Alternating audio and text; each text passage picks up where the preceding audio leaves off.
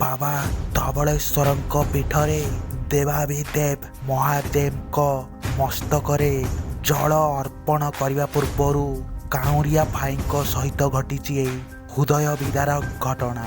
ତାହା ସମସ୍ତଙ୍କୁ କରିଦେଇଛି ଆଶ୍ଚର୍ଯ୍ୟ। ସମ୍ପୂର୍ଣ୍ଣ ଘଟଣାଟି କ'ଣ ଥିଲା ଜାଣିବା ଆଜି ଆମେ ଏହି ଭିଡ଼ିଓରେ। ତେବେ ଭିଡ଼ିଓଟିକୁ ଆରମ୍ଭ କରିବା ପୂର୍ବରୁ ଆପଣ ଯଦି ଦେବାଧିଦେବ ମହାଦେବଙ୍କୁ ଆରାଧ୍ୟ ବୋଲି ମାନନ୍ତି, ଭିଡ଼ିଓଟିକୁ ଗୋଟିଏ ଲାଇକ୍ କରି କମେଣ୍ଟ ବକ୍ସରେ ହର ହର ମହାଦେବ ବୋଲି ଲେଖନ୍ତୁ। କୋରାପୁଟ ଜିଲ୍ଲାର ହରିହର ମହାନ୍ତି, ବୟସ 40 ବର୍ଷ। ପରିବାରରେ ତାଙ୍କର ଅଛନ୍ତି ସ୍ତ୍ରୀ, ଗୋଟେ କୁନି ଝିଅ ଆଉ ଜଣେ ବିଧବା ମା। ହରିହର ବାବୁ ଜଣେ ହୋଟେଲର ମାଲିକ ଅଟନ୍ତି। ସେ ହୋଟେଲରୁ ଯେତିକି କମାନ୍ତି ସେତିକିରେ ତାଙ୍କ ସଂସାର ରଥଟି ଚାଲୁଥାଏ। ହରିହର ବାବୁ ବହୁତ ମାନନ୍ତି ଦେବାଧିଦେବ ମହାଦେବଙ୍କୁ। ସେଥିପାଇଁ ପ୍ରତିବର୍ଷ ଶ୍ରାବଣ ମାସ ହେଲାବେଳେ ସେ ବାହାରି ପଡ଼ନ୍ତି ଦେବାଧିଦେବ ମହାଦେବଙ୍କ ମସ୍ତକରେ ଜଳ ଅର୍ପଣ କରିବା ପାଇଁ।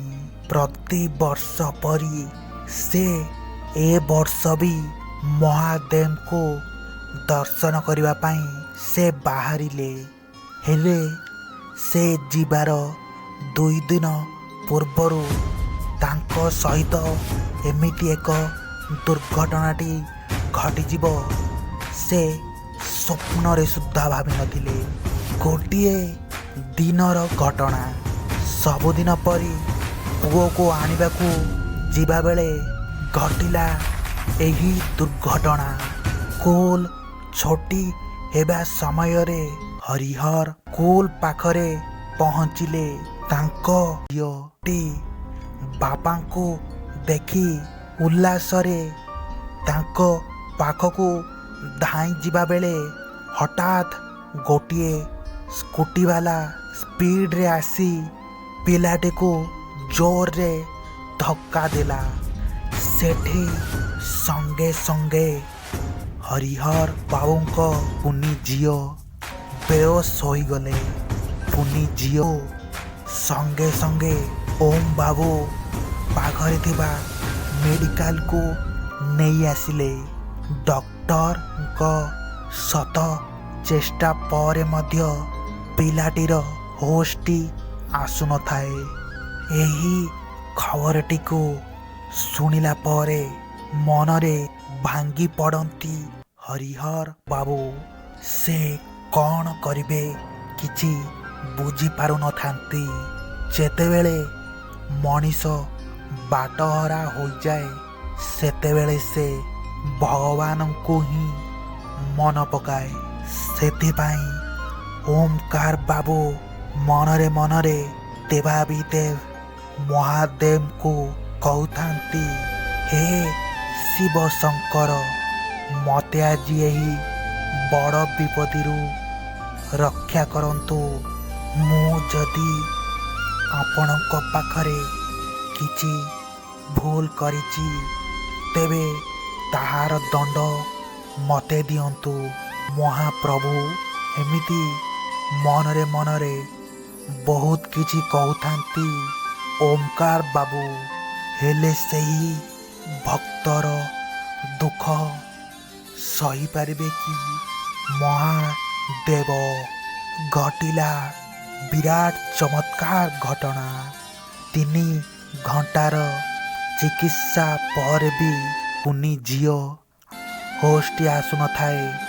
ହେଲେ ହଠାତ୍ ତାଙ୍କ କୁନି ଝିଅ ହୋସଟି ଆସିଲା। ଏହାକୁ ଦେଖି ଡକ୍ଟର ମାନେ ବି ଆଶ୍ଚର୍ଯ୍ୟ ହୋଇଯାଉଥାନ୍ତି। ଏହି ଖବରଟିକୁ ଶୁଣିଲା ପରେ ହରିହର ବାବୁଙ୍କ ପରିବାରରେ ଖୁସିର ମାହୋଲ ଖେଳିଯାଏ।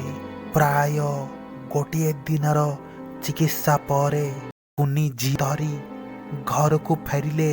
ଆଉ ଏହି ମହା ବିପତ୍ତିରୁ ଦେବାଦେବ ମହାଦେବ ରକ୍ଷା କରିଥିବାରୁ ତାଙ୍କୁ କୃତଜ୍ଞତା ଜଣାଇବା ପାଇଁ ବୋଲବମ୍ରେ ବାହାରି ପଡ଼ିଲେ। ସବୁ ବର୍ଷ ପରି ଗାଁ ସାଙ୍ଗମାନଙ୍କ ସହିତ ଘାଟରୁ ପାଣିଟିକୁ ଧରି ସେ ବାହାରି ପଡ଼ିଲେ ମନ୍ଦିର ଅଭିମୁଖେ। ହର ହର ମହାଦେବ ଧ୍ୱନିରେ କମ୍ପି ଉଠୁଥାଏ ରାସ୍ତା। ତା ପୂର୍ବରୁ ସେ ମନ୍ଦିର ପାଖରେ ପହଞ୍ଚି ଯାଇଥିଲେ ଆଉ ସମସ୍ତ କାଉଁରିଆ ଭାଇଙ୍କ ସହିତ ମିଶି ମହାପ୍ରଭୁ ବାବା ଧବଳେଶ୍ୱର ମସ୍ତକରେ ଜଳକୁ ଢାଳିଲେ। ସତରେ ପ୍ରଭୁ ବାବା ତୁମ ମହିମା ଅପାର। ମହାପ୍ରଭୁ ବାବା ଧବଳେଶ୍ୱର ଛୋଟିଆ ଅନୁଭୂତିଟେ ଆପଣମାନଙ୍କୁ କିପରି ଲାଗିଲା ନିଶ୍ଚୟ ଗୋଟିଏ କମେଣ୍ଟ ମାଧ୍ୟମରେ ଜଣାଇବେ। ଆଉ ଏହି ପର୍ଯ୍ୟନ୍ତ ଯଦି ଆମର ଚ୍ୟାନେଲଟିକୁ ସବସ୍କ୍ରାଇବ୍ କରିନାହାନ୍ତି ତେବେ ନିଶ୍ଚୟ ସବସ୍କ୍ରାଇବ୍ କରିନେବେ। ଆଜି ପାଇଁ ମୁଁ ରହୁଛି। ହର ହର ମହାଦେବ।